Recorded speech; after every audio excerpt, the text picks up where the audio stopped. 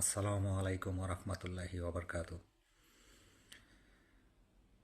পৃথিবীর যে যেখানে ধর্মপ্রাণ মুসলমান ভাই ও বোনেরা আছেন, আমার পক্ষ থেকে জানাই সবাইকে পবিত্র জুম্মা মুবারক এবং শুভেচ্ছা।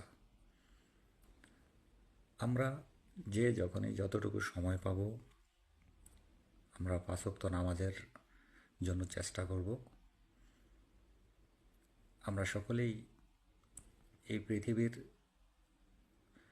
লোভের কাছে এবং সকল সাজসজ্জার কাছে নিজেকে এভাবে বিলীন না করে আমরা পরকালের জন্য, নিজেদের সকলের জন্য কোনো না কোনো কিছু আমাদেরকে করতে হবে।